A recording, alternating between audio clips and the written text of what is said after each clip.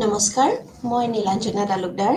আজি আপোনালোকলৈ লৈ আহিছোঁ এটি অতি গুৰুত্বপূৰ্ণ বিষয়, সেয়া হৈছে জৈৱ বৈচিত্ৰ্য।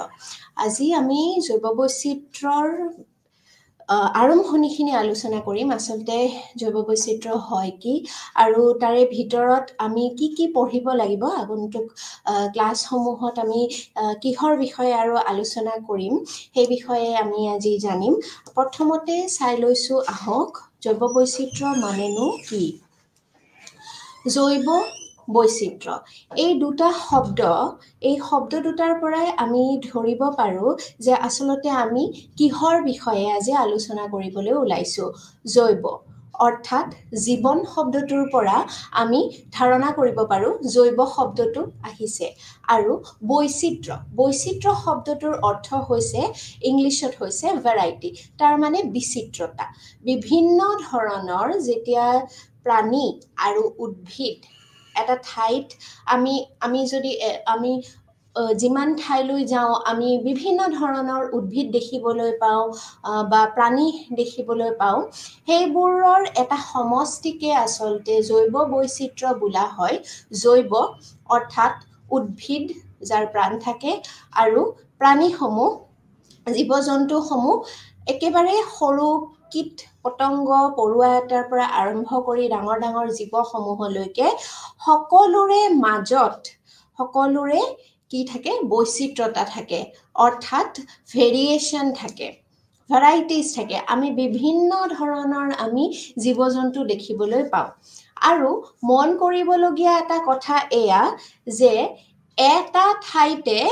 এক ধৰণৰ জীৱ কেতিয়াবা দেখিবলৈ পোৱা যায়, সেই ধৰণৰ যিটো জীৱ আমি এঠাইত দেখোঁ সেইটো হয়তো আন ঠাইত আমি নেদেখিব পাৰোঁ। গতিকে এই জৈৱ বৈচিত্ৰ্য হৈছে সমগ্ৰ যিমান অজস্ৰ জীৱ আছে, জীৱ জন্তু আছে, প্ৰাণীসমূহ, তাৰ লগতে উদ্ভিদসমূহৰ এটা সমষ্টিক জৈৱ বৈচিত্ৰ্য বুলি কোৱা হয়। এতিয়া আমি চাই লৈছোঁ আহক, যদি এই কথাখিনি যদি পৰীক্ষাত আহে, পৰীক্ষাত আমি কি ধৰণে লিখিব লাগে? জৈৱ বৈচিত্ৰ্যৰ যিটো সংজ্ঞা সেইটো ঠিক এনেধৰণে হ'ব। কোনো এটা অঞ্চলৰ সমূহ জীৱগোটৰ সমষ্টিকে সেই অঞ্চলৰ জৈৱ বৈচিত্ৰ্য বোলা হয়। আৰু জীৱৰ প্ৰজাতিৰ ধৰণ আৰু সংখ্যা যিমানেই অধিক হয়, জৈৱ বৈচিত্ৰ্যৰ ক্ষেত্ৰত সেই অঞ্চল সিমানেই চহকী হয়। এতিয়া আমি শুনিবলৈ পাওঁ আৰু এটা কথা, জৈৱ বৈচিত্ৰ্যক ইংলিছত কি বুলি কোৱা হয়? বায়'ডাইভাৰ্চিটি বুলি কোৱা হয়। এতিয়া আমি হয়তো শুনিবলৈ পাওঁ যে অমুক ঠাইৰ বায়'ডাইভাৰ্চিটি বহুত বেছি চহকী, বায়'ডাইভাৰ্চিটি খুব ভাল। অমুক ঠাইত ইমান এটা বায়'ডাইভাৰ্চিটি ভাল নহয় তাৰে। অৰ্থাৎ কি? যে জীৱসমূহৰ যিটো সমষ্টি আছে, বিভিন্নতা যিটো, সেইটো কোনোবা ঠাইত বহুত বেছি আছে, কোনোবা ঠাইত হয়তো কম হ'ব পাৰে। উদাহৰণস্বৰূপে আমি থকা ঠাইখিনিৰ কথা কওঁ, অৰ্থাৎ আমাৰ ভাৰতবৰ্ষৰ উত্তৰ পূব ভাৰত, নৰ্থ ইষ্ট ইণ্ডিয়াৰ বায়'ডাইভাৰ্চিটি খুব ভাল। মানে ইয়াত বিচিত্ৰতা আছে, জীৱ জন্তুসমূহৰ বহুত ভেৰাইটিজ আছে, উদ্ভিদৰো বহুত ভেৰাইটিজ আছে। গতিকে ইয়াৰ জৈৱ বৈচিত্ৰ্যৰ ক্ষেত্ৰত আমাৰ উত্তৰ পূৰ্বাঞ্চল চহকী। আৰু কোনো ঠাইত হয়তো ইয়াৰ তুলনামূলকভাৱে ভাৰতবৰ্ষৰ উত্তৰ পূব ভাৰতত বহুত বেছি জৈৱ বৈচিত্ৰ্য পোৱা যায়, বিচিত্ৰতা বহুত আছে জীৱ জন্তুসমূহৰ মাজত। আৰু তাৰে পৰিপ্ৰেক্ষিতত আমি যদি অন্য এটা দিশলৈ চাওঁ, কোনো ঠাইত হয়তো এনেকুৱাও ঠাই আছে ভাৰতবৰ্ষতে য'ত এই বায়'ডাইভাৰ্চিটিৰ ক্ষেত্ৰত ইমান চহকী নহয় সেই ঠাইখন। জৈৱ বৈচিত্ৰ্যই কোনো এটা স্থানৰ পৰস্পৰ নিৰ্ভৰশীল বা ক্ৰিয়াশীল বিভিন্ন ধৰণৰ উদ্ভিদ, প্ৰাণী আৰু জীৱাণুৰ সমাৱেশকে বুজায়। আমি এনভাইৰনমেণ্টৰ ক্লাছ যেতিয়া কৰিছিলোঁ তেতিয়া আমি দেখিছিলোঁ যে তাতে আমি পঢ়িছিলোঁ ইক'চিষ্টেমৰ কথা, অৰ্থাৎ পৰিৱেশ তন্ত্ৰৰ কথা আমি পঢ়িছিলোঁ। পৰিৱেশ তন্ত্ৰ বা পৰিস্থিতি তন্ত্ৰ কি আছিলে? যিমান জীৱসমূহ এবায়'টিক আৰু বায়'টিক ফেক্টৰ্ছ থাকে, অৰ্থাৎ জৈৱিক আৰু অজৈৱিক উপাদানসমূহ যেতিয়া ইটোৱে সিটোৰ লগত ইণ্টাৰেকশ্যন কৰে, অৰ্থাৎ ইটোৱে সিটোৰ সৈতে কিবা কাৰণত সংলগ্ন হৈ থাকে, জড়িত হৈ থাকে, নিৰ্ভৰশীল হৈ থাকে, তেতিয়াই সেই অঞ্চল এটা পাৰ্টিকুলাৰ এটা অঞ্চলত সিহঁতে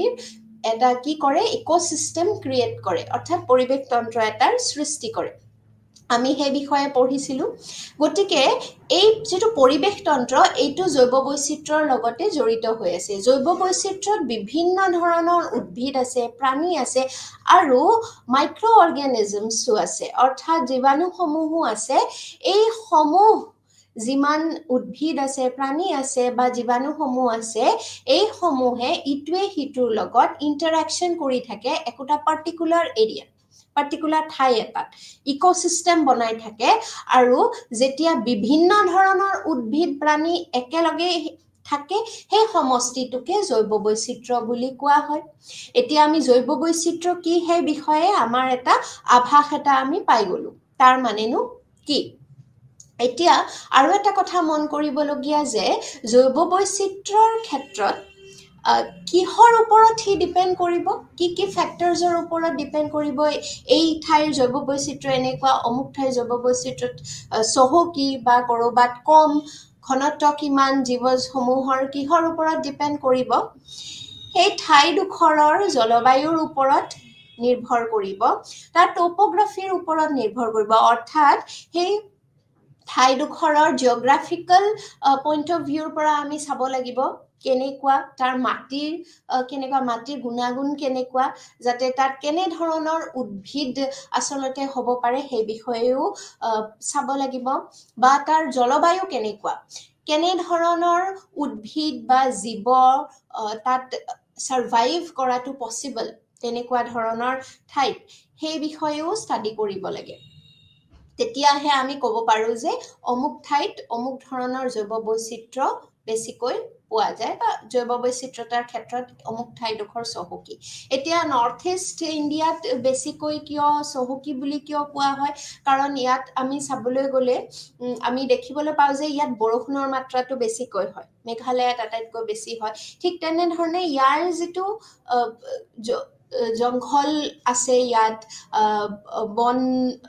হওক বা উদ্ভিদেই হওক, ইয়াত বহুত বেছি আছে, ভেৰাইটিজ আছে। কিয় আছে? কাৰণ ইয়াৰ যিটো ফৰেষ্ট কাভাৰ ইয়াত বেছি। কিহৰ কাৰণে? ইয়াৰ জলবায়ুৰ কাৰণে। ইয়াৰ জলবায়ুৱে সেইটো সুটেবল কৰিছে ইয়াত তেনেধৰণে ফৰেষ্ট হ'বৰ কাৰণে। অন্য ঠাইতো, ভাৰতবৰ্ষৰ অন্য ঠাইতো ফৰেষ্ট কাভাৰ আছে, কিন্তু তুলনামূলকভাৱে হয়তো ইয়াত বেছি আছে। কিয় আছে? ইয়াৰ যিটো জলবায়ু সি সুট কৰিছে। কিন্তু তাৰে মাজতে যদি আমি আকৌ চাব যাওঁ, নৰ্থ ইষ্ট ইণ্ডিয়াৰ মাজতেই যদি আমি চাব যাওঁ, নৰ্থ ইষ্টত আমাৰ অসমখনো পৰে, নৰ্থ ইষ্টত মেঘালয়খনো পৰিছে। এতিয়া যদি আমি চাব যাওঁ, নৰ্থ ইষ্টৰ ভিতৰতেই ষ্টেটছ বিলাকৰ মাজত, ৰাজ্যসমূহৰ মাজত কি আছে? বিভিন্ন ধৰণৰ জীৱ জন্তু বা উদ্ভিদসমূহ আছে, আৰু এঠাইত পোৱা উদ্ভিদ হয়তো আন এঠাইত নাপাব পাৰো। এক্সাম্পল খুব সহজ, আমি গ'লেই দেখা পাওঁ, মেঘালয়ত আমি পাইন গছ দেখা পাওঁ। ভাৰতবৰ্ষৰ মেঘালয়ত গ'লে আমি পাইন গছসমূহ দেখা পাওঁ, কিন্তু অসমত আমি পাইন গছ ৰুলে সি হয়তো নহ'ব। ঠিক তেনেধৰণে কিছুমান জীৱ আছে। আমি যদি চাব যাওঁ, ইয়াতে যিবোৰ ষ্ট্ৰে ডগছ, ইয়াতে যিবোৰ কুকুৰ দেখা পাওঁ আমি, তাৰ আকৃতিটো আপোনালোকে মন কৰিব, আৰু ঠাণ্ডা ঠাই মেঘালয়ৰ যিসমূহ ৰাস্তাত কুকুৰ দেখিবলৈ পোৱা যায়, সেইসমূহক একে প্ৰজাতিৰ, একে ব্ৰীডৰ কুকুৰ চাব আপোনালোকে, তাৰ যিটো এটা ষ্ট্ৰাকচাৰ, তাৰ লোম আছে, কাণসমূহ থিয়, তাৰ যিটো ষ্ট্ৰাকচাৰ সেইটো ইয়াৰে লগত নিমিলে। কিয় নিমিলে? জলবায়ুৰ কাৰণে। গতিকে আমি এইটো কথা ক'ব পাৰো যে বায়োডাইভাৰ্চিটি সলনি হৈ যায় depending upon the factors such as climatic factor, অৰ্থাৎ জলবায়ু য'ত যেনে ধৰণৰ জলবায়ু, ত'ত তেনেধৰণৰহে জীৱ আমি হোৱা দেখিবলৈ পোৱা যাওঁ বা সাৰ্ভাইভ কৰা দেখিবলৈ পোৱা যাওঁ। ঠিক তেনেধৰণে আমি যদি গোটেই ভাৰতবৰ্ষৰ ৰাজ্যসমূহ এখন এখনকৈ বিচাৰি চাওঁ প্ৰত্যেকখন ৰাজ্যতে একোটা সুকীয়া বায়োডাইভাৰ্চিটি পোৱা যায় সুকীয়া জৈৱ বৈচিত্ৰ্য আছে আমি যদি ৰাজস্থানৰ কথা কওঁ ৰাজস্থানত কিন্তু চাবলৈ গ'লে বায়োডাইভাৰ্চিটি অৰ্থাৎ জৈৱ বৈচিত্ৰ্য কম তাৰ বিচিত্ৰতা ইমান নাই এক ধৰণৰ উদ্ভিদ পোৱা যায় আৰু সৰীসৃপ প্ৰাণীসমূহ বেছিকৈ পোৱা যায় তাত আমি ৰেপটাইলছ বুলি কয় যিবোৰ সৰীসৃপ প্ৰাণী সাপ বা তেনে ধৰণৰ জীৱসমূহ বেছিকৈ দেখিবলৈ পোৱা যায় আৰু উট দেখিবলৈ পোৱা যায় বা আমি যদি লক্ষ্য কৰোঁ কেকটাছ জাতীয় উদ্ভিদসমূহ তাত বেছিকৈ পোৱা যায় কিয় তাৰ যেটো ক্লাইমেটিক কন্ডিশন হে ক্লাইমেটিক কন্ডিশনে কি কৰে হেই তেনে ধৰণৰ জীৱসমূহ তাত সাৰ্ভাইভ কৰাৰ কাৰণে সাপোৰ্ট কৰে ঠিক তেনেদৰে আমি যদি নৰ্থৰ ফালে যাওঁ বৰফ থকা ঠাইসমূহ চাওঁ এটা ইয়াকটো তেনেকুৱা ধৰণৰ বৰফ থকা ঠাইত পোৱা যাব ইয়াতটো পোৱা নাযায় তেনে ধৰণৰ গতিকে জৈৱ বৈচিত্ৰ্যসমূহ ডিপেন্ডিং অপন দা ক্লাইমেটিক ফেক্টৰছ সেইসমূহ বেলেগ বেলেগ হয় হেতু আমি ক্লিয়াৰ হৈ গলো বুজি পালো গতিকে আমি এবাৰ ৰিভাইজ কৰি লৈছো জৈৱ বৈচিত্ৰ্য মানে কি জৈৱ বৈচিত্ৰ্য যেতিয়া পৰীক্ষাত আহে জৈৱ বৈচিত্ৰ্য মানে কি আমি কি লিখিব লাগে এটা অঞ্চলৰ সমূহ জীৱগোটৰ সমষ্টিক সেই অঞ্চলৰ জৈৱ বৈচিত্ৰ্য বুলি কোৱা হয় আৰু জীৱৰ প্ৰজাতিৰ ধৰণ আৰু সংখ্যা যিমানেই অধিক হয় জৈৱ বৈচিত্ৰ্যৰ ক্ষেত্ৰত সেই অঞ্চল সিমানেই চহকী হয় যিমানেই বেছি জৈৱ বৈচিত্ৰ্য যিমানেই বেছি জীৱ-জন্তুৰ ভ্যাৰাইটিজ আমি দেখিবলৈ পাম উদ্ভিদৰ ভ্যাৰাইটি আমি দেখিবলৈ পাম সিমান বেছি সেই ঠাইডোখৰ জৈৱ বৈচিত্ৰ্যৰ ক্ষেত্ৰত চহকী বুলি আমি ক'ব পাৰো এইখিনি হল জৈৱ বৈচিত্ৰ্যৰ ডেফিনেশননো কি ইয়াৰ পিছত আমি জৈৱ বৈচিত্ৰ্যৰ ব্যাপ্তিৰ বিষয়ে মানে হি কিমান দূৰলৈ হি বিওপি আছে কেনে ধৰণৰ আমাৰ পৃথিৱীত কেনে ধৰণৰ জৈৱ বৈচিত্ৰ্যতা দেখিবলৈ পোৱা যায় অকমান চমু আভাস এটা ইয়াত দিবলৈ চেষ্টা কৰিছো আমি পৰৱৰ্তী খণ্ডসমূহত এই বিষয়ে বিতংকৈ আলোচনা কৰিম কোন ঠাইত কেনে ধৰণৰ জৈৱ বৈচিত্ৰ্য পোৱা যায় সেই বিষয়ে আমি বিতংভাৱে আলোচনা কৰিম প্ৰথমতে আমি চাই লৈছো আহক এই জৈৱ বৈচিত্ৰ্যৰ ব্যাপ্তি কিমান দূৰলৈ আছে আৰু কেনে ধৰণে আছে অনুমান হয় যে পৃথিৱীত অন্তত 5 কোটি বিভিন্ন ধৰণৰ জীৱ আছে তাৰে ভিতৰত 14 লক্ষ জীৱক চিনাক্ত কৰা হৈছে আৰু চিনাক্ত কৰা জীৱসমূহৰ ভিতৰতো বহুত ধৰণৰ উদ্ভিদ আছে বহুত ধৰণৰ মেৰুদণ্ডী জীৱ আছে কীট-পতংগও আছে বিভিন্ন ধৰণৰ আছে এতিয়া এই সমূহ ডাটা আমি ক'ত পালো এই সমূহ ৰিসাৰ্চ কৰি অহৰহ ৰিসাৰ্চ চলি থকা হৈছে আৰু বুদ্ধ কৰো এই সংখ্যা এই সময়ত এই ক্লাছটো লৈ থকা সময়ত হয়তো আৰু বাঢ়িবও পাৰে কাৰণ প্ৰতিদিনে এই সমূহৰ ওপৰত ৰিসাৰ্চ চলি আছে আৰু এনে ধৰণৰ বহুতো চিনাক্ত কৰিব নোৱাৰা জীৱ আৰু উদ্ভিদ এতিয়াও এই পৃথিৱীত আছে লক্ষ লক্ষ ধৰি পৃথিৱীত যেতিয়া প্ৰথম পানীত জীৱৰ আৰম্ভ হৈছিল তাৰ পিছত লাহে লাহে হেবোৰ কি হল ইভলিউশন হৈ বেলেগ ধৰণৰ প্ৰজাতি আহিলে একোটা যুগ আহিলে একোটা প্ৰজাতি ধ্বংস হৈ গল আকৌ নতুন প্ৰজাতি আহিলে শেষত গৈ এতিয়া বৰ্তমানলৈকে মানৱ প্ৰজাতি আছে মানৱ জাতিটো যিটো এতিয়ালৈকে ষ্টেবল হৈ আছে বহু দেৰিকৈ আহিছিল পৃথিৱীৰ এক্সিস্টেন্সৰ বহু যুগ পিছত এটা যুগ আছিল ডাইনোসৰৰ যুগ সেই যুগ পাৰ হৈ যোৱাৰো বহুত পিছত আইচ এজ আহিল তাৰ পিছত তেনে ধৰণে বহুত যুগ পাৰ হৈ যোৱাৰ পিছত কি আহিলে এই মানৱ জাতিৰ যেটো যুগ আহিলে এতিয়ালৈকে বৰ্তমান সময়লৈকে চলি থাকিব আৰু আগন্তুক বহু হাজাৰ বছৰলৈকে হয়তো চলি থাকিব কিন্তু এইটো সম্ভৱ যে মানৱ জাতিৰ ওপৰতো শ্ৰেষ্ঠ শ্ৰেষ্ঠতম আৰু এটা হয়তো কোনোবা জাতি আহিব পাৰে আৰু মানৱ জাতিৰো বিলুপ্তি হ'ব পাৰে গতিকে এনে ধৰণে পৃথিৱীত হাজাৰ হাজাৰ লক্ষ লক্ষ বছৰ ধৰি কি হৈ আছে ইভলিউশন হৈ গৈ আছে বহুতো চেঞ্জেছ আহি আছে আৰু সেই চেঞ্জেছবোৰ হোৱাৰ ফলত কি হৈছে ইভলিউশন হৈ আছে আৰু লাহে লাহে একোটা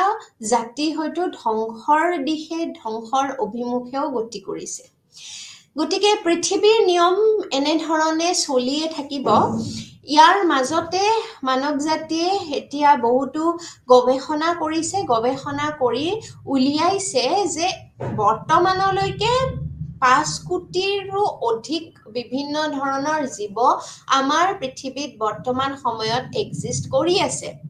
তাৰে ভিতৰত বহু সংখ্যক চিনাক্ত কৰা হৈছে তাৰ নাম দিয়া হৈছে পৰিচয় হৈছে তাৰ চিনাক্তকৰণ কৰা হৈছে হি কোনটো জাতিত পৰে কোনটো গণত পৰে কোনটো প্ৰজাতিত পৰে তাৰ গোটেইখিনি বিশ্লেষণ কৰা হৈছে তাক চিনাক্তকৰণ কৰি উলিয়া হৈছে হি উদ্ভিদেই হয়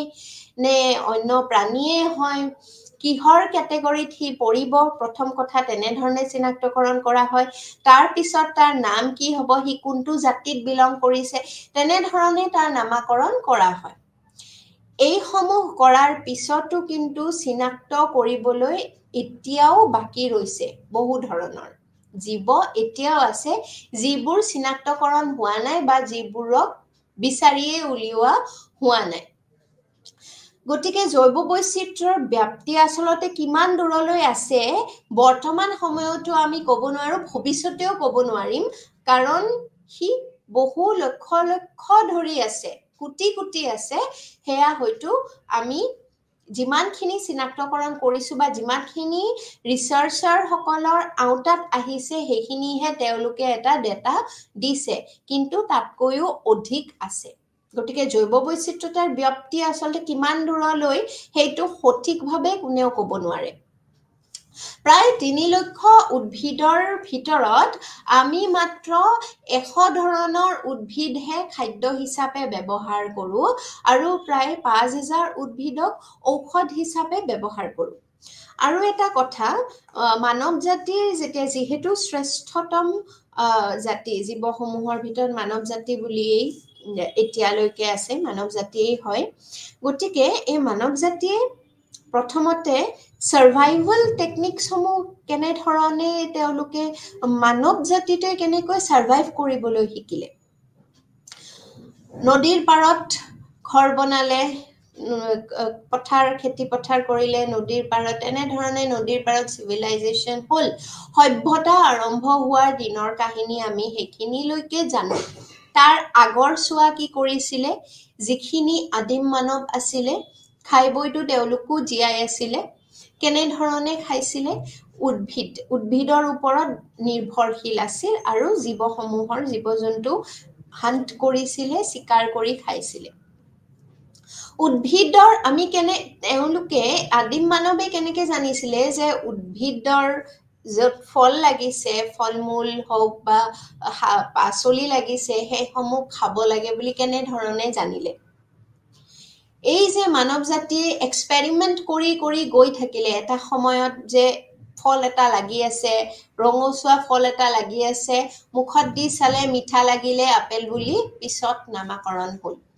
তেনে ধৰণে এই জাতিটো আগবাঢ়ি গৈ আছে আৰু জাতিটো আগবাঢ়ি যোৱাৰ লগে লগে আমাৰ যিটো খাদ্যৰ যিটো তালিকা হেতু খাদ্য বনোৱা প্ৰসেস প্ৰণালীটো আমাৰ সলনি হৈ গৈ আছে কিন্তু আদিম যুগত মানুহে হে কেঁচাই ফলমূলটো খাইছিলে বা কেঁচাই পাচলিসমূহ খাইছিলে আজিৰ যুগত হেয়া প্ৰণালী আমি কিছুমান উপকৰণ দি তাক সজাই পৰাই আমি খোৱা আৰম্ভ কৰিলো কিন্তু আমি যদি চাবলৈ যাও সেই আদিম যুগৰ পৰাই মানুহে কিহৰ ওপৰত নিৰ্ভৰশীল হৈ আছে খাদ্যৰ কাৰণে উদ্ভিদৰ ওপৰত মোৰ কথাটো ক'বলৈ যোৱাৰ আসলে আৰত কথাটো হৈছে যে আমি যেনে ধৰণে খাদ্য নাখাও কিয় আজি আমি ৰান্ধি বাঢ়ি খাইছো তেল মছলা দি খাইছো বা আদিম যুগৰ মানুহে যেনেকে খাইছিলে কেঁচাই ভক্ষণ কৰিছিলে কথাটো একেটাই আমাৰ সোৰ্সটো কি উদ্ভিদ উদ্ভিদৰ পৰা আমি সেই সোৰ্সটো পাই আছো যেনে ধৰণে আমি এতিয়া আমি এখন যদি বিস্কুটটো খাও আসলতে সেই গমটো সেই হুইটটো কৰ পৰা আহিছে ক্ৰপৰ পৰা আহিছে অৰ্থাৎ ধানৰ পৰা আহিছে ঠিক তেনেদৰে যিমান আমি শাক পাচলি পাওঁ উদ্ভিদ পাওঁ হেয়া কৰ পৰা আহি আছে যিমান আমি উদ্ভিদ অৰ্থাৎ যিবোৰ শাক পাচলি হওক বা ফলমূল হওক হেয়া আমি কৰ পৰা পাই আছো উদ্ভিদৰ পৰা এই উদ্ভিদ যিটো জাতি আছে এই উদ্ভিদৰ পৰা পাই আছো আৰু তাৰ লগতে বহু ধৰণৰ ঔষধি গছু আছে এই বস্তুবোৰ চিনাক্তকৰণ কোন যুগত হৈছিল আমি ঠিককৈ ক'ব নোৱাৰিম কিন্তু আদিম যুগৰ পৰা এই সমূহ কি হৈছে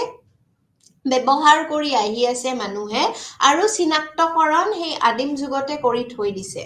আৰু বৰ্তমানলৈকে চিনাক্তকৰণ হৈ গৈয়ে আছে ভৱিষ্যতলৈও চিনাক্তকৰণ হৈ গৈ থাকিব ৰিসাৰ্চ চলিয়ে থাকিব কাৰণ জৈৱ বৈচিত্ৰ্যৰ ক্ষেত্ৰত উদ্ভিদৰ কথা যদি ক'বলৈ যাও ইমান বেছি আছে প্ৰাণীটো আমি দেখিবলৈও পাও ই ঘূৰি ফুৰিছে বা তেনে ধৰণে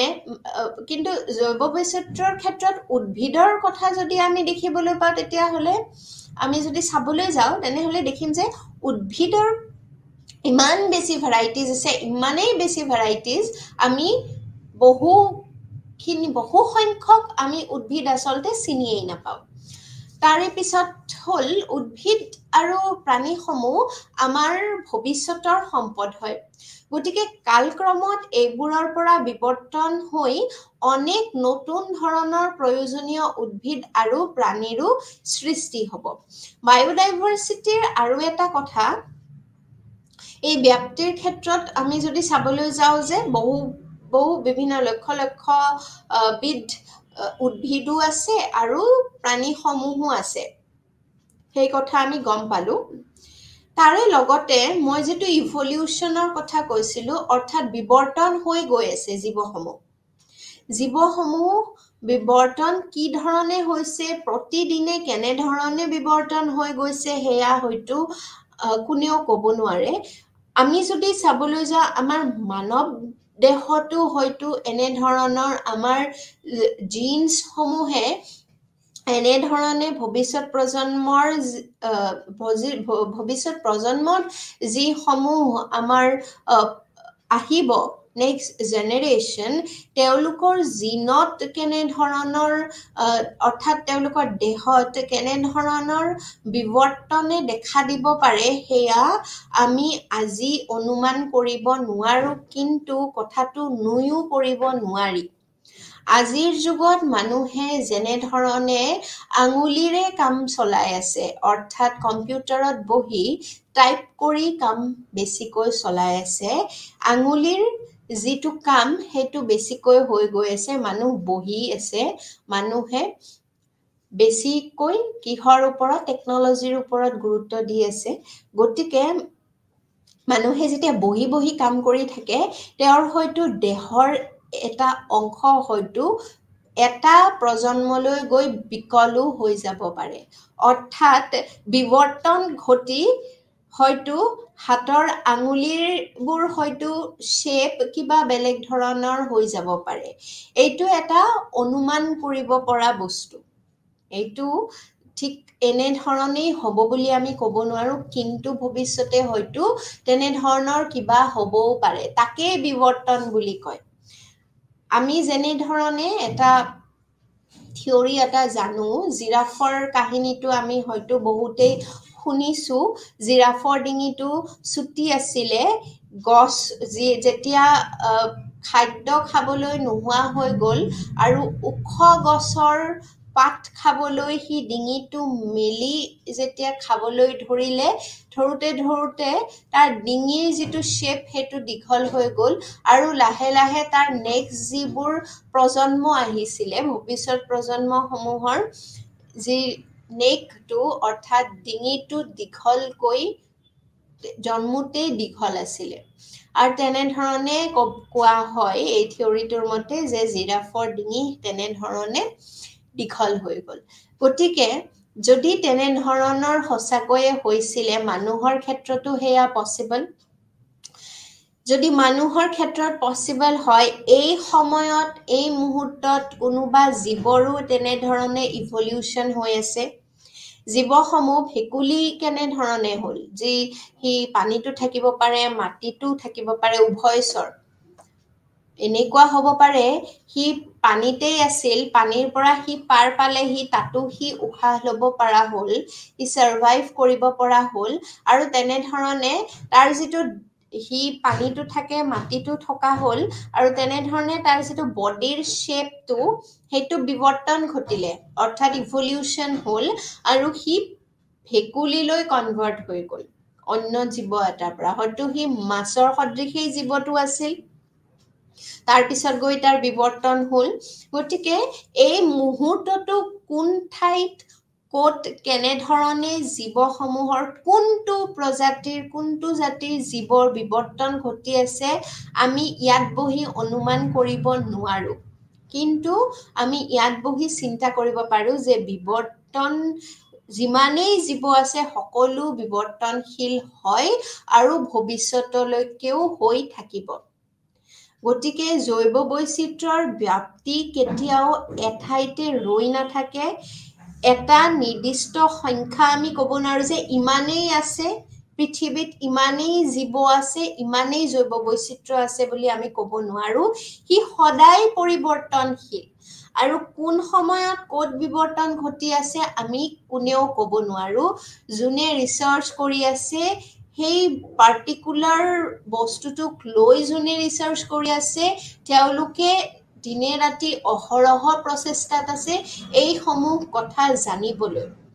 যে আচলতে পৃথিৱীতনো জৈৱ বৈচিত্ৰ্যতাৰ ব্যাপ্তি কিমান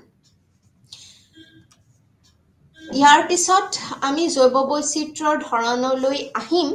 তাৰ আগতে আকৌ এবাৰ আমি ৰিভাইজ কৰি লৈছো জৈৱ বৈচিত্ৰ্য কি আছিলে জৈৱ বৈচিত্ৰ্য হৈছে এটা অঞ্চলৰ জীৱগোটৰ সমষ্টি সেই অঞ্চলৰ জৈৱ বৈচিত্ৰ্য বোলা হয় বিভিন্ন ধৰণৰ জীৱ আছে আৰু কিহৰ ওপৰত কি ফেক্টৰৰ ওপৰত হে ডিপেন্ড কৰিব ক্লাইমেটিক ফেক্টৰৰ ওপৰত ডিপেন্ড কৰিব টপোগ্ৰাফিক ফেক্টৰৰ ওপৰত ডিপেন্ড কৰিব ইয়াৰ পিছত জৈৱ বৈচিত্ৰ্যৰ ব্যাপ্তি কিমান দূৰলৈ আছে আমি হেয়া গম নাপাও কিন্তু কালক্ৰমত যিহেতু জীৱসমূহৰ বিৱৰ্তন হৈ থাকে আৰু নতুন ধৰণৰ উদ্ভিদ প্ৰয়োজনীয় সকলোবোৰ উদ্ভিদে প্ৰয়োজনীয় হয় প্ৰয়োজনীয় উদ্ভিদ আৰু প্ৰাণীৰ সৃষ্টি হৈ থাকে আৰু হৈ গৈ থাকিব গতিকে জৈৱ বৈচিত্ৰ্যৰ ব্যাপ্তিৰ বিষয়ে আমি সঠিককৈ এই সময়ত ক'ব নোৱাৰো কোনো কালেই ক'ব নোৱাৰিম কাৰণ হেয়া সদায় জীৱ সদায় পৰিৱৰ্তনশীল হয় বিৱৰ্তনশীল হয় ইয়াৰ পিছত আমি জৈৱ বৈচিত্ৰ্যৰ ধৰণসমূহ চাই লৈছো আহক জৈৱ বৈচিত্ৰ্যৰ আচলতে কেনে ধৰণসমূহ আছে এটা হৈছে বংশগতি সম্পৰ্কীয় জৈৱ বৈচিত্ৰ্য তাক ইংলিছত জেনেটিক ডাইভাৰ্চিটি বুলি কয় ইয়াৰ পিছতে আছে প্ৰজাতি বৈচিত্ৰ্য অৰ্থাৎ স্পিচিজ ডাইভাৰ্চিটি বুলি কয় আৰু এটা আছে পৰিৱেশ তন্ত্ৰৰ বৈচিত্ৰ্য অৰ্থাৎ ডাইভাৰ্চিটি ইকোসিস্টেম ডাইভাৰ্চিটি বুলি কোৱা হয় প্ৰথমতে চাও আহক বংশগতি সম্পৰ্কীয় জৈৱ বৈচিত্ৰ্যনো কাক কয় জেনেটিক ডাইভাৰ্চিটি কাক বোলে এতিয়া জিন শব্দটোৰ পৰা আমি কি জানো এই বিষয়ে আমি বিতংকৈ আলোচনা কৰিম প্ৰথমতে মই ইয়াত দেখুৱাই লৈছো কেনে ধৰণে আচলতে পৰীক্ষাত এনে ধৰণৰ প্ৰশ্ন আহিলে কেনে ধৰণে আমি উত্তৰসমূহ লিখিব লাগে আমি ইয়াৰ ডেফিনেশনটো যদি লিখিবলৈ যাও তেনেহলে কি হ'ব ইয়াৰ সংজ্ঞাটো পৃথিৱীৰ সমুদায় জীৱৰ মাজত যি বিভিন্নতা আৰু বৈচিত্ৰ্য দেখিবলৈ পোৱা যায় সেইটো জীৱৰ আবিৰ্ভাৱৰ পিছৰ পৰা হৈ অহা জৈৱ বিৱৰ্তনৰ ফল প্ৰতিটো জীৱৰ বংশগতিৰ ধাৰা পৰস্পৰৰ পৰা ভিন্ন এনে ভিন্নতা সৃষ্টি হৈছে লক্ষ লক্ষ বছৰ ধৰি বিভিন্ন জীৱৰ মাজত হোৱা জিনীয় আদান প্ৰদানৰ যোগেদি আৰু লগতে পৰিৱেশৰ লগত জীয়াই থাকিবৰ বাবে কৰা সংগ্ৰামৰ ফলত সেয়া হৈছে জেনেটিক ডাইভাৰ্চিটি অৰ্থাৎ জিনসমূহ ক'ত পোৱা যায় আমাৰ দেহৰ ভিতৰত পোৱা যায় আমি ডিএনএৰ কথা সকলোৱে শুনিছোঁ ক্ৰমোজোমছ ডিএনএ এইসমূহৰ কথা আমি সকলোৱে শুনিছোঁ জিনছ মানেনো কি একদম সাধাৰণ ভাষাত জিন মানে কি যদি আমি ক'বলৈ যাওঁ ইট ইজ আ হেৰিডিটাৰী মেটেৰিয়েল হেৰিডিটাৰী অৰ্থাৎ আমি আমাৰ পূৰ্বপুৰুষৰ পৰা যিটো আমালৈ প্ৰাপ্ত আমাৰ যিবোৰ চৰিত্ৰ সেই চাৰিত্ৰিক গঠনসমূহ এই জিনৰ ওপৰত নিৰ্ভৰ কৰে কেনেধৰণৰ আমাৰ চুলিৰ ষ্ট্ৰাকচাৰ কেনেধৰণৰ টেক্সচাৰ কেনেধৰণৰ হ'ব চুলি কেঁকুৰাই হ'ব নে চিধাই হ'ব মানুহজন ওখয়ে হ'ব নে চাপৰেই হ'ব গাৰ বৰণ কেনেধৰণৰ হ'ব বহুখিনি আমাৰ কিহৰ ওপৰত এইবোৰ কিহৰ ওপৰত ডিপেণ্ড কৰে জিনছৰ ওপৰত ডিপেণ্ড কৰে এইখিনি আমি সাধাৰণ ভাষাত জানিলেই হৈ গ'ল আৰু এইটো কথা জনা উচিত যে জৈৱ বৈচিত্ৰ্যৰ ক্ষেত্ৰত আমি যদি চাবলৈ যাওঁ তেনেহ'লে জেনেটিক ডাইভাৰ্চিটি বা বংশগতি সম্পৰ্কীয় জৈৱ বৈচিত্ৰ্য কি হয় আমাৰ যিমান অলপ আগতে মই যিখিনি কথা এক্সপ্লেইন কৰি উঠিছিলোঁ যে জীৱসমূহ বিৱৰ্তন হৈ থাকে গতিকে পৃথিৱীৰ যিমান সমুদায় জীৱ আছে এই জীৱসমূহৰ মাজত বিভিন্নতা আছে জৈৱ বৈচিত্ৰ্যতা আছে আমি ক'ব নোৱাৰো যে ই এক ধৰণৰেই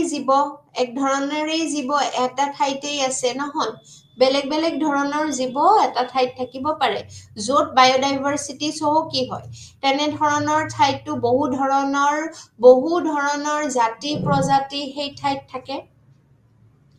গতিকে এই সমূহৰ মাজত বিভিন্নতা থাকিব বৈচিত্ৰতাও দেখিবলৈ পোৱা যায় এই বৈচিত্ৰতাসমূহ জীৱৰ আবিৰ্ভাৱ যেতিয়া হৈছিলে সেই সময়ৰ পৰাই হৈ আহিছে কাৰণ জৈৱ বিৱৰ্তন হৈ আহিছে আদিম যুগৰ পৰাই আৰু এতিয়ালৈকে চলি আছে গতিকে এই বিভিন্নতাসমূহ কিহৰ কাৰণে হৈছে জৈৱ বিৱৰ্তনৰ ফল যদি জৈৱ বিৱৰ্তন নাথাকিলহেঁতেন নহ'লহেঁতেন যদি তেতিয়াহ'লে চাবলৈ গ'লেতো এক ধৰণৰ জীৱই পৃথিৱীত বাস কৰিলে হয় তেতিয়াতো মানুহো আজিৰ যুগত যিটো মানুহ বুলি আমি যাক কওঁ আমাৰ মানুহ জাতিটোও নাথাকিলহেঁতেন কোৱা হয় বান্দৰৰ পৰা মানুহ হৈছে এই আমাৰ যিবোৰ পূৰ্বপুৰুষসমূহ আছিলে সেই পূৰ্বপুৰুষসমূহে যদি বিৱৰ্তনশীল নহ'লহেঁতেন ইভলিউশ্যন নহ'লহেঁতেন আজি মানৱ জাতিৰ অস্তিত্বও নাথাকিলেহেঁতেন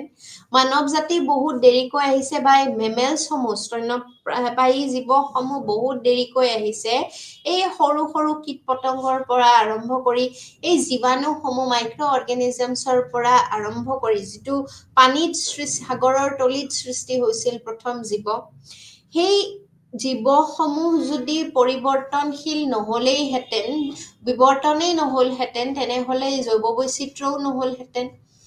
তেনেহ'লে এই এক্সিষ্টেঞ্চো নাথাকিল হয় বিভিন্ন ধৰণৰ জীৱ জন্তুসমূহৰ এক্সিষ্টেঞ্চো নাথাকিলহেঁতেন গতিকে বিৱৰ্তনশীল হ'বই লাগিব জৈৱ বৈচিত্ৰ্য বিৱৰ্তন হোৱাৰ ফলতেই বিভিন্ন ধৰণৰ জীৱৰ আবিৰ্ভাৱ হৈছে পৃথিৱীত আৰু প্ৰতিটো জীৱৰ বংশগতিৰ ধাৰা পৰস্পৰৰ পৰা ভিন্ন এটা জীৱৰ পৰাই এটা লিনিয়েজ নহয় এটা জীৱৰ পৰাই এক ধৰণৰ জীৱ হৈ আজি মানুহ হোৱা নাই বিভিন্ন ধৰণৰ জীৱসমূহৰ পৰাহে বিভিন্ন বেলেগ বেলেগ ইভলিউশ্যন হৈ বেলেগ বেলেগ প্ৰজাতি হৈছে আৰম্ভণিত এটা আছিল তাৰ পৰা আৰু দুটা তিনিটা বেলেগ বেলেগ হৈছিলে এই যে বেলেগ বেলেগ হ'ল তাৰ পৰা আৰু বেলেগ বেলেগ হৈ গ'ল হৈ আজিৰ ষ্টেজত আমি বিভিন্ন ধৰণৰ জীৱ-জন্তু দেখিবলৈ পাইছো তাৰ যিটো ৰুট সেইটো এটা নহয় বেলেগ বেলেগ এই ৰুটটো জেনেটিক মেটেৰিয়েলটো লৈ গৈ আছে হেৰিডিটাৰী মেটেৰিয়েল অৰ্থাৎ বংশানুক্ৰমে সি পাৰ হৈ গৈ আছে জীৱসমূহৰ মাজত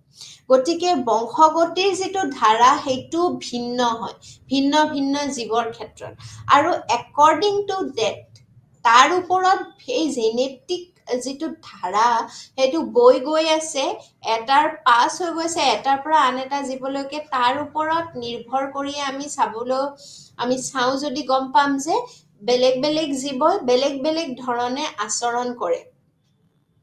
আৰু এই ভিন্নতাসমূহ সৃষ্টি হৈছে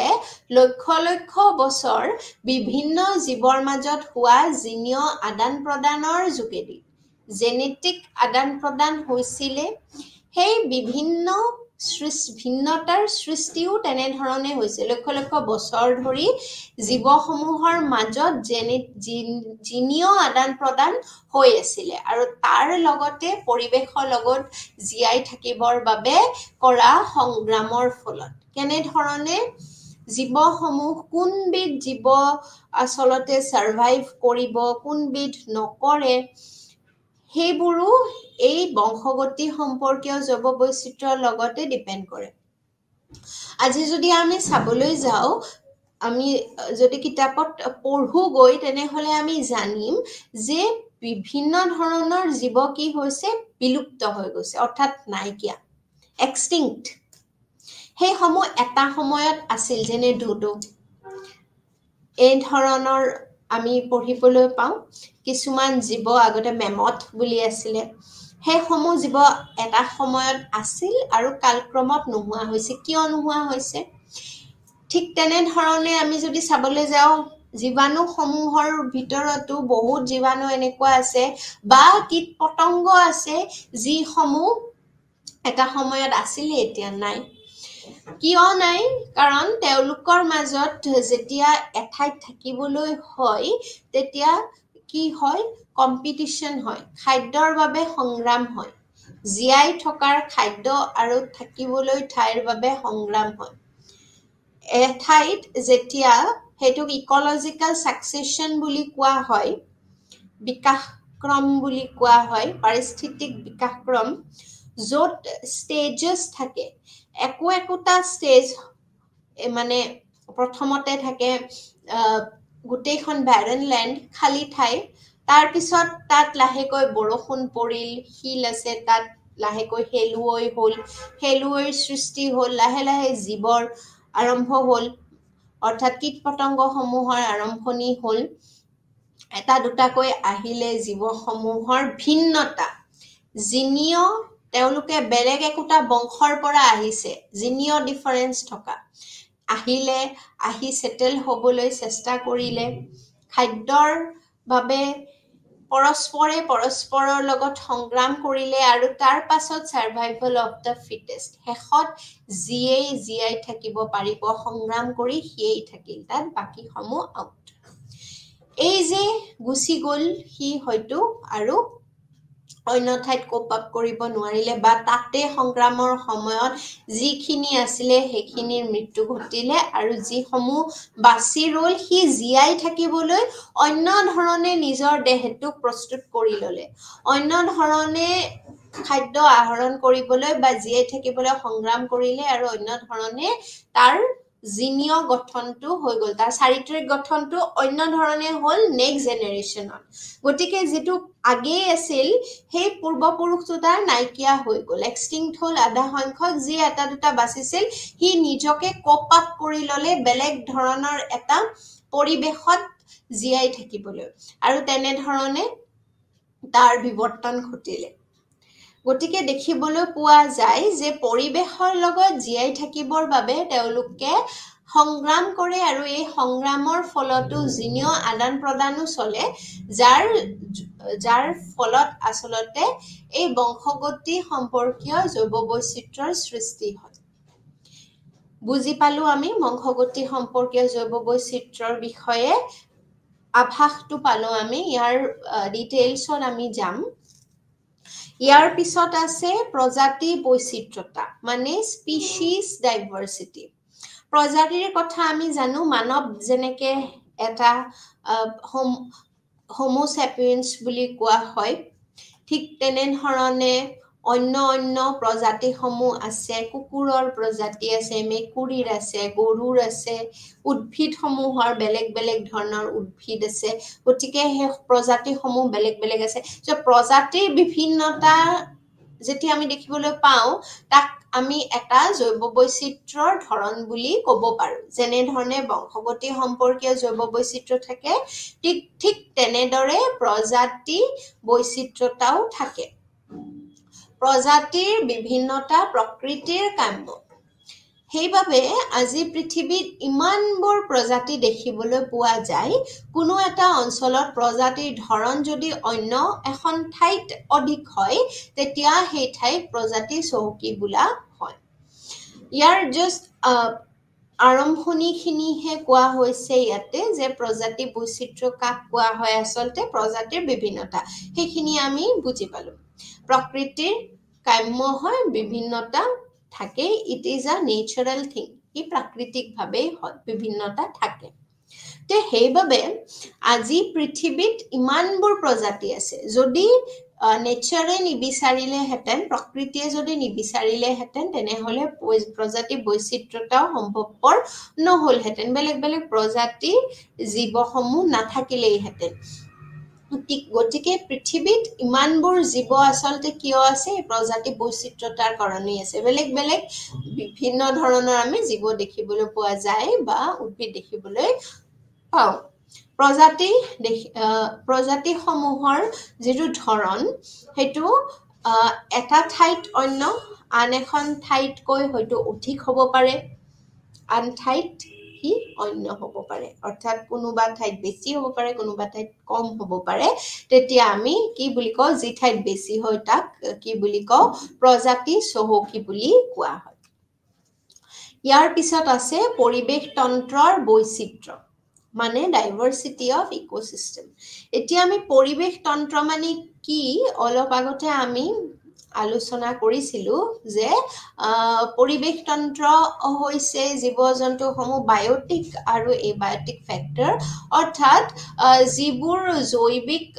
উপাদানসমূহ আছে যেনে জীৱসমূহ বা উদ্ভিদসমূহ এই জীৱসমূহ বা উদ্ভিদসমূহৰ ইণ্টাৰেকশ্যন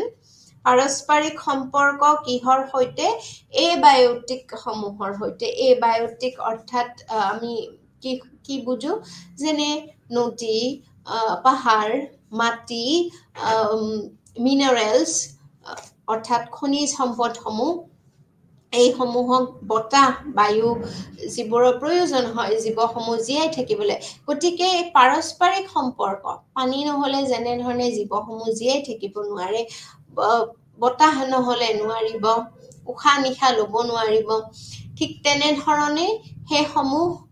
সেইসমূহে যেতিয়া একোটা অঞ্চলত একোটা ইণ্টাৰেকশ্যন কৰি জীয়াই থাকে সংলগ্ন হৈ থাকে ইটোৱে সিটোৰ সৈতে সেইটোক আমি ইকোচিষ্টেম বুলি ক'ব পাৰো আৰু একোটা পাৰ্টিকুলাৰ বেলেগ বেলেগ ধৰণৰ পৰিস্থিতি তন্ত্ৰ আমি দেখিবলৈ পাওঁ বেলেগ বেলেগ ধৰণৰ ঠাইসমূহত যেনে ধৰণে আমি দেখিবলৈ পাওঁ টেৰেষ্ট্ৰিয়েল ইকোচিষ্টেম অৰ্থাৎ স্থলজ পৰিস্থিতি তন্ত্ৰ বা পৰিৱেশ তন্ত্ৰ আমি দেখিবলৈ পাওঁ স্থলজ পৰিৱেশ তন্ত্ৰত আমি আচলতে কি পাওঁ বিভিন্ন ধৰণৰ আছে ফৰেষ্ট ইকোচিষ্টেমসমূহ আছে অৰ্থাৎ অৰণ্য পৰিস্থিতি তন্ত্ৰ আছে ঘাঁহনি পৰিস্থিতি তন্ত্ৰ আছে অৰ্থাৎ গ্ৰাছলেণ্ড ইকোচিষ্টেম মাউণ্টেইন ইকোচিষ্টেম মানে পৰ্বত বা পাহাৰৰ পৰিস্থিতি তন্ত্ৰ এইবোৰ মাটিত পোৱা যায় স্থলজ পৰিস্থিতি তন্ত্ৰৰে বিভিন্নতা আমি দেখিবলৈ পাওঁ এতিয়া ফৰেষ্ট ইকোচিষ্টেম বুলি ক'লে বিভিন্ন ধৰণৰ ফৰেষ্ট আছে প্ৰত্যেকৰে নিজা নিজা কিছুমান কেৰেক্টাৰিষ্টিক্স আছে প্ৰত্যেকৰে নিজা নিজা কিছুমান ধৰণ আছে আৰু তাত বিভিন্ন ধৰণৰ বেলেগ বেলেগ জীৱসমূহ পোৱা যায় বেলেগ বেলেগ উদ্ভিদ পোৱা যায় সেইটো এটা জৈৱ বৈচিত্ৰ্যতা আমি যদি চাবলৈ যাওঁ তেনেহ'লে প্ৰত্যেকখন ফৰেষ্টেই প্ৰত্যেকবিধ the type of forest বা অৰণ্যৰ যিবোৰ বিভিন্নতা আছে হেয়া কিহৰ ওপৰত ভাগ হৈছে depending upon its climatic condition সেই ফৰেষ্ট কোন ঠাইত পোৱা যায় বৰষুণ হোৱা ঠাইত হলে হি ৰেইনফল য'ত বেছিকৈ হয় তেনে ধৰণৰ তাত যিটো ফৰেষ্টৰ যিটো ডেন্সিটি যিটো ফৰেষ্ট কভাৰ হেতু বেছি হ'ব ঠিক তেনে ধৰণে যি সমূহত কমকৈ অল্প বৃষ্টি হয় তাৰ ধৰণটো বেলেগ হ'ব গতিকে ক্লাইমেটিক কণ্ডিশ্যনৰ ওপৰত ডিপেন্ড কৰি পেলাই এই ফৰেষ্টৰ কভাৰ যেটো হেতু বেলেগ বেলেগ হৈছে অৰ্থাৎ ফৰেষ্টসমূহ বেলেগ বেলেগ হৈছে তাৰ নাম বেলেগ বেলেগ দিয়া হৈছে তাতে আকৌ তাৰে ভিতৰত যি সমূহ জৈৱ বৈচিত্ৰ্য আমি দেখিবলৈ পোৱা যায় হেবোৰো বেলেগ বেলেগ হয় কিয় হয় বিভিন্ন ধৰণৰ depending upon this climatic factors আমি দেখিবলৈ পাওঁ গতিকে terrestrial ecosystem forest ecosystem এতিয়া যদি আমি as a whole চাওঁ overall ই এটা বেলেগেই বস্তু grassland ecosystem অৰ্থাৎ ঘাউনি পৰিস্থিতি তন্ত্ৰ হি এটা বেলেগেই বস্তু ঘাউনি পৰিস্থিতি তন্ত্ৰত আকৌ বেলেগ ধৰণৰ জীৱসমূহ পোৱা যায় হয়তো forest ecosystemতো হেবোৰ পোৱা যায় কিন্তু ইয়াতো পোৱা যায় কিন্তু কিছুমান ইয়াত পোৱা সমূহ তাত নাপায় তেনে ধৰণে আমি বিচিত্ৰতা দেখিবলৈ পাওঁ তাৰ পিছত আছে অলৱনাক্ত পৰিৱেশ তন্ত্ৰ অৰ্থাৎ ফ্ৰেছ ৱাটাৰ ইকোসিস্টেম মানে এটা হৈছে বিতংকৈ যদি আমি পৰিৱেশ তন্ত্ৰৰ ভাগ চাবলৈ যাওঁ দুটা ভাগ হৈছে এটা হৈছে স্থলজ পৰিৱেশ তন্ত্ৰ এটা হৈছে জলজ পৰিৱেশ তন্ত্ৰ স্থলজ পৰিৱেশ তন্ত্ৰটো আমি কি বুজি পালো টেৰেষ্ট্ৰিয়েল ইকোসিস্টেম উদ্ভিদৰ ক্ষেত্ৰতহে আমি কলো ফৰেষ্ট ইকোসিস্টেম হ'ব পাৰে ঘাহনি পৰিস্থিতি তন্ত্ৰ হ'ব পাৰে তাতে আকৌ বিভিন্ন ধৰণৰ জীৱসমূহ আছে গতিকে জীৱসমূহৰ বৈচিত্ৰতা আমি দেখিবলৈ পাওঁ ঠিক তেনে ধৰণে জলজ পৰিস্থিতি তন্ত্ৰত আকৌ দুই ধৰণৰ হৈ গৈছে এটা হৈছে ফ্ৰেছ ৱাটাৰ ইকোসিস্টেম তাত তাৰ মানে লৱণৰ মাত্ৰাটো কম নাই আৰু এটা হৈছে মেৰাইন ইকোসিস্টেম অৰ্থাৎ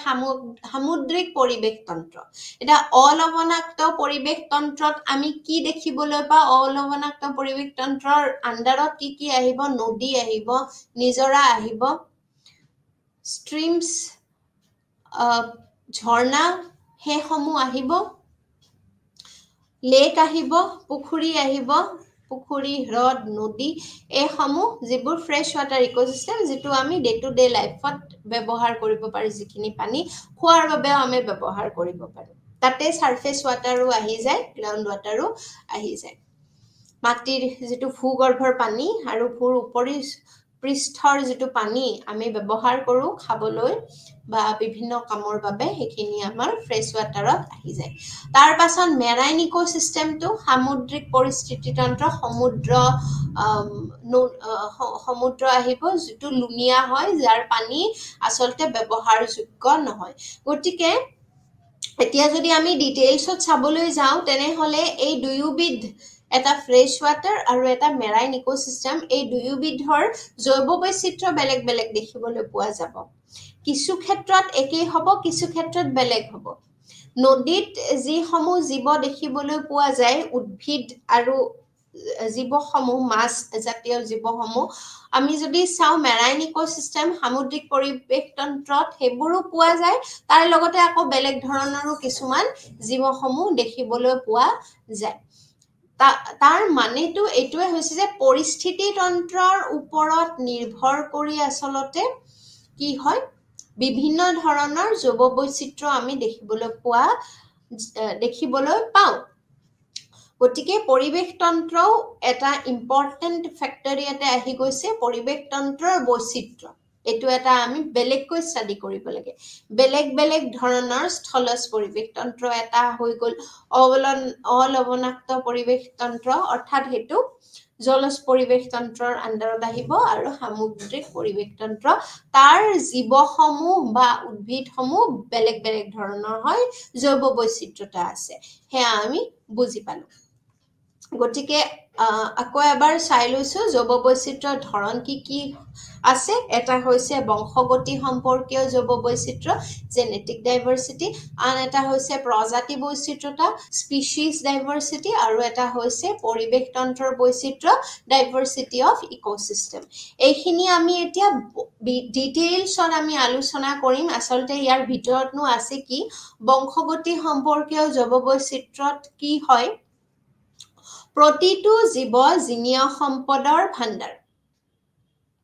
আমি মন কৰিবলগীয়া কথা যে বংশগতি সম্পৰ্কীয় জৈৱ বৈচিত্ৰ্য আমি যেতিয়া পঢ়ো তেতিয়া আমি ইয়াত জিনছ ডিএনএৰ কথা আমি ইয়াত আলোচনা কৰিব লাগিব প্ৰতিটো জীৱ জিনীয় সম্পদৰ ভাণ্ডাৰ হয় এনে জিনীয় সম্পদ লক্ষ লক্ষ বছৰ প্ৰকৃতিৰ অন্য জীৱ আৰু পৰিৱেশৰ লগত হোৱা ক্ৰিয়াৰ ফলত উৎপত্তি হোৱা ক্ৰম বিৱৰ্তনৰ ফল এইখিনি কথা আমি অলৰেডি গম পালো যে জীৱসমূহে মানে বায়োটিক কম্পোনেন্ট যিবিলাক আছে সেই সমূহে এবায়োটিক কম্পোনেন্ট অৰ্থাৎ ওচৰে পাজৰে পোৱা বায়ু হওক মাটি হওক সেই সমূহৰ লগত ক্ৰিয়া কৰি বিৱৰ্তন ঘটায় আৰু সেই বিৱৰ্তনৰ ফলস্বৰূপে আমি বিভিন্ন ধৰণৰ জিনীয় সম্পদ দেখিবলৈ পাওঁ প্ৰকৃতিত আৰু যিমান দিন যাব সিমান দিন নতুন নতুন জিনৰ সংযোজন হৈ প্ৰতিটো জীৱ চহকী হৈ গৈ থাকে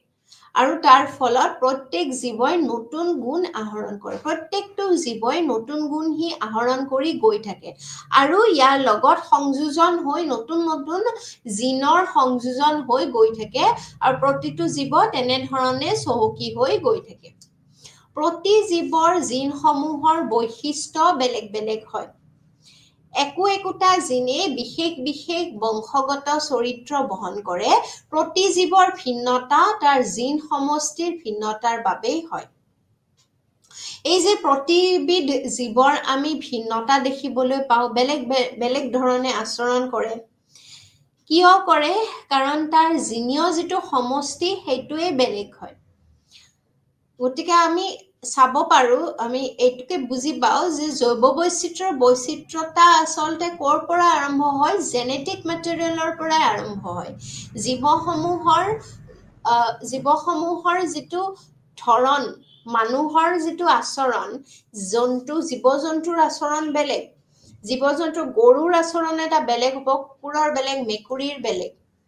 তাৰে মাজতো আকৌ বেলেগ বেলেগ থাকে এইটো ব্ৰিডৰ কুকুৰ এইটো প্ৰজাতিৰ কুকুৰ এনেকুৱা এইটো জাতিৰ কুকুৰ এনেকুৱা আনটো জাতিৰ কুকুৰ তেনেকুৱা তাৰ বিহেভিয়াৰ বিলাকো বেলেগ বেলেগ হয় ডিপেন্ডিং আপন হি কোনটো জাতিত বিলং কৰিছে কিন্তু তাৰে ওপৰত যদি আমি চাবলৈ যাওঁ তেনেহলে আমি চাম যে জিনীয় ষ্ট্ৰাকচাৰটোৰ ওপৰত ডিপেন্ড কৰি হি বেলেগ বেলেগ ধৰণে আচৰণ কৰি গৈ থাকে প্ৰতি জীৱৰ ভিন্নতা তাৰ জিন সমষ্টিৰ ভিন্নতাৰ বাবেই হয় আৰু প্ৰজননৰ যোগেদি জিনৰ আদান প্ৰদান হয় আৰু এটা পুৰুষৰ পৰা অন্য পুৰুষলৈ বংশগতিৰ ধাৰা অব্যাহত থাকে প্ৰজননৰ যোগেদি প্ৰজনন এটা পুৰুষ এটা জেনেৰেশ্যনৰ পৰা আন এটা জেনেৰেশ্যনলৈ জিনৰ যিটো ধাৰা সেইটো গতি কৰি থাকে আৰু তেনে ধৰণে জিনৰ আদান প্ৰদান কৰিয়েই এটা পুৰুষৰ পৰা আন এটা পুৰুষলৈ বংশগতিৰ ধাৰা অব্যাহত হৈ থাকে এই প্ৰজননৰ যোগেদি গতিকে আমি এইটো ক'ব পাৰো যে প্ৰতিটো জেনেৰেশ্যনতে জেনেটিক তাৰ পূৰ্বপুৰুষৰ জেনেটিক মেটেৰিয়েলটো আছে আৰু তাৰ ওপৰত নিৰ্ভৰ কৰিয়ে তাৰ বৈচিত্ৰতা বেলেগ জৈৱ বৈচিত্ৰতা বেলেগ সেইসমূহ আমি ভাগ কৰি দিব পাৰো জৈৱ বৈচিত্ৰ্যসমূহ যে এইটো অমুক জিনীয় বৈচিত্ৰ্যত পৰে এইটো তমুক জিনীয় বৈচিত্ৰ্যত পৰে তেনে ধৰণে আমি জৈৱ বৈচিত্ৰ্য ভাগ কৰিব পাৰো আৰু কোনো প্ৰজাতিত নতুন জিনৰ যদি আগমন ঘটে সেই আগমনৰ ফলত সেই প্ৰজাতিৰ চৰিত্ৰগত বৈশিষ্ট্যৰ পৰিৱৰ্তন হয় আৰু নতুন প্ৰজাতিৰ জন্ম হয় এতিয়া আমি জেনেটিক্যালি মডিফাইড ষ্ট্ৰাকচাৰৰ কথা আমি শুনিছো হয়তো জিএমও জেনেটিক্যালি মডিফাইড আমি শাক-পাচলিও আজিকালি জেনেটিক্যালি মডিফাইড হয় এনে ধৰণৰ লেভেলত ৰিসাৰ্চ চলি আছে এটা প্ৰজাতিৰ এটা জিন অন্য প্ৰজাতিৰ জিন লগাই এটা ফাৰ্ষ্ট সেকেন্ড লগাই এটা থাৰ্ড ধৰণৰ তৃতীয় ধৰণৰ এটা জীৱৰ সৃষ্টি কৰিবলৈ চেষ্টা কৰি আছে হেতু হৈছে আৰু পাচলিৰ ক্ষেত্ৰত হেয়া সম্ভৱপৰো হৈছে তেনে ধৰণে আমি জেনেটিক্যালি মডিফাইড এতিয়া যিবিলাক আমি ধানৰ প্ৰজাতি দেখিবলৈ পাওঁ সেইবোৰো তেনেকুৱা মাৰ্কেটত বিভিন্ন ধৰণৰ চাউল ওলাইছে সেই চাউলসমূহ আচলতে জিনিয় লেভেলত সিহঁতৰ ইন্টাৰেকশন কৰোৱা হয় আৰু এটা নতুন ধৰণৰ এটা প্ৰজাতিৰ জন্ম দিয়া হয় আৰু তাক বজাৰত উলিয়াই দিয়া হয় টেষ্ট কৰি চোৱা হয় সি কেনে ধৰণৰ ফল দিয়ে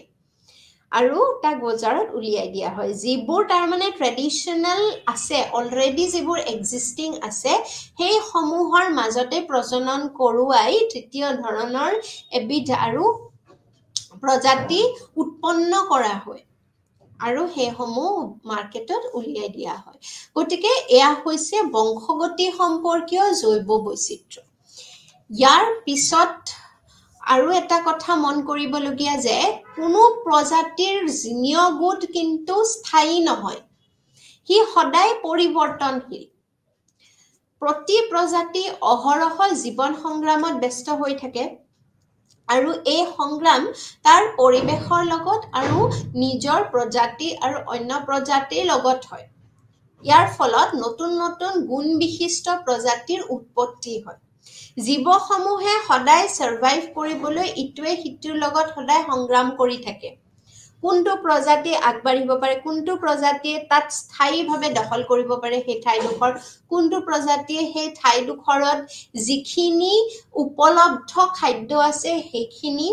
হি আহৰণ কৰিব পাৰে এই সংগ্ৰাম অৰ্থাৎ জীয়াই থকাৰ সংগ্ৰাম কৰোতে নিজৰ প্ৰজাতিৰ লগতে অন্য প্ৰজাতিৰ লগতো সংগ্ৰাম কৰি থাকিবলগীয়া হয় আৰু ইয়াৰ ফলত নতুন নতুন গুণ বিশিষ্ট প্ৰজাতিৰো উৎপন্ন হয় গতিকে একোটা প্ৰজাতিৰ জীৱৰ মাজতহে কিন্তু আমি জানো যে প্ৰজনন সম্ভৱ হয় একোটা পাৰ্টিকুলাৰ জাতিৰ মাজতহে হয় আন এটা জাতিৰ মাজত নহয় কিন্তু সাইন্টিফিক্যালি উদ্ভিদ সমূহৰ তেনে ধৰণৰ কৰা হৈছে যেটো অলপ আগতে ক'লো যে জিনিয় লেভেলত জেনেটিক লেভেলত ইন্টাৰেকশন কৰোৱাই তৃতীয় ধৰণৰ এটা প্ৰজাতিৰ সৃষ্টি কৰা হৈছে কিন্তু নেচাৰালি হেতু সম্ভৱপৰ নহয় হেতু সাইন্টিফিক মেথড ব্যৱহাৰ কৰিহে কৰা হয় আৰু একোটা প্ৰজাতিৰ সকলো জীৱৰে পূৰ্বপুৰুষ একেই হয় হেতু কথা আমি পৰিৱৰ্তনৰ কথা যেতিয়া বিবৰ্তনৰ কথা যেতিয়া আমি আলোচনা কৰিছিলো তেতিয়া কৈছো যে একোটা জাতিৰ পৰা এটা লিনিয়েজ আৰম্ভ হৈছে একোটা জাতিৰ পৰা আন এটা জাতিৰ পৰা আন এটা জাতিৰ লিনিয়েজটো আৰম্ভ তাৰ যেটো বংশগতিৰ যেটো ধাৰা হেতু আৰম্ভ হৈছে আৰু হি গৈ থাকিব হি বিবৰ্তন হৈ গৈ থাকিব কিন্তু তাৰ যেটো জিনিয় গোট হেতু একেই থাকিব কিন্তু সময়ে সময়ে হি পৰিৱৰ্তনশীল হৈ গৈ থাকিব আৰু সেই হিচাপে তাৰ যেটো অবয়ব তাৰ যেটো স্ট্ৰাকচাৰ হেতু হয়তো সলনি হৈ গৈ থাকিব ইয়াৰ পাছত আমি প্ৰজাতি বৈচিত্ৰতাৰ কথাও আলোচনা কৰিম দৈহিক আৰু জনন সংক্ৰান্ত চাৰিত্ৰিক বৈশিষ্ট্যৰ দিশৰ পৰা পৰস্পৰ অনুৰূপ জীৱৰ সংহতিকেই প্ৰজাতি বোলা হয় আৰু একে প্ৰজাতিৰ জীৱৰ মাজতহে প্ৰজনন সম্ভৱ হয় গতিকে প্ৰতি ধৰণৰ জীৱই একোটা প্ৰজাতি মানুহ গৰু কুকুৰ ছাগলী মেকুৰী বা যিসমূহ জীৱাণু থাকে সেই সমূহৰ প্ৰজাতি বেলেগ আৰু উদ্ভিদৰো প্ৰজাতি তেনে ধৰণে বেলেগ বেলেগ থাকে আৰু সেই হিচাপে তাৰ চাৰিত্ৰিক বৈশিষ্ট্যসমূহো বেলেগ বেলেগ থাকে প্ৰত্যেকটো প্ৰজাতিৰ ব্যক্তি বিশেষৰ জিনীয় চৰিত্ৰ আৰু বহিৰ্গঠন একেই তাৰ যেটো জিনীয় চৰিত্ৰ হয় মানুহৰ যেটো জিনীয় এটা ক্যাৰেক্টাৰ হেতু একেই হয় মানুহ জাতিটো আৰু তাৰ যেটো বহিৰ্গঠন অৰ্থাৎ বাহিৰা যেটো স্ট্ৰাকচাৰ হেতু একেই হয় যেনে দুখন হাত দুখন ভৰি এটা নাক দুটা চকু ঠিক তেনে ধৰণে জীৱসমূহৰ বহুত জীৱ-জন্তুৰ কি চাৰিখন ঠেং থাকে নেজ থাকে তেনে ধৰণে তাৰ যেটো বহিৰ্গঠন হেতু একোটা প্ৰজাতিত একোটাই হয় এটা নিৰ্দিষ্ট হয় সো অন্য প্ৰজাতিৰ জীৱৰ লগত থকা পাৰ্থক্য পৰিলক্ষিত হয় গতিকে আমি চকুৰে দেখিয়ে ক'ব পাৰো যে এইটো অমুক প্ৰজাতিৰ এটো তমুক প্ৰজাতিৰ বেলেগ বেলেগ প্ৰজাতি আমি দেখিবলৈ পোৱা যায় গতিকে এই যেটো আমি দেখিয়ে গম পাও যে এটো বেলেগ প্ৰজাতি তাৰ মানে কি বৈচিত্ৰতা আমি বৈচিত্ৰতা দেখিবলৈ পাওঁ ইয়াতে এইটোৱে হৈছে প্ৰজাতি বৈচিত্ৰতা আৰু একোটা গণ অৰ্থাৎ জিনাস বুলি কোৱা হয় একেটা বংশৰ পৰা উদ্ভৱ পৰস্পৰ সম্পৰ্কযুক্ত কিছুমান প্ৰজাতিৰ সমষ্টি হেতু গণ বুলি কোৱা হয় একেটা বংশৰ পৰা উদ্ভৱ পৰস্পৰ সম্পৰ্কযুক্ত কিছুমান প্ৰজাতিৰ সমষ্টিক গণ বুলি কোৱা হয় জিনাস বুলি কোৱা হয় অৰ্থাৎ ফ্যামিলি এটা গণৰ অন্তৰ্ভুক্ত প্ৰতিটো প্ৰজাতিৰ 2-4টা চৰিত্ৰৰ বাদে বাকি সকলো চৰিত্ৰৰ ফালৰ পৰাই একেই থাকে ইয়াৰ উদাহৰণ এটা দিবলৈ চেষ্টা কৰিম একোটা গণত এটা বা অধিক প্ৰজাতি থাকিব পাৰে যেনে পেন্থেৰা হৈছে এটা গণ অৰ্থাৎ এটা জিনাস কিন্তু তাৰে আন্ডাৰত পেন্থেৰা টাইগ্ৰিছ আহিব পেন্থেৰা স্যান্ডুছ আহিব গতিকে এই ধৰণৰ গণৰ অন্তৰ্ভুক্ত সকলো বাকজাতীয় প্ৰাণীকে বুজায় আজিলৈ এইখিনি আছিল আমি অহা ক্লাছত বাকি পৰৱৰ্তী সমূহ পঢ়িম আজি এইখিনিয়ে ধন্যবাদ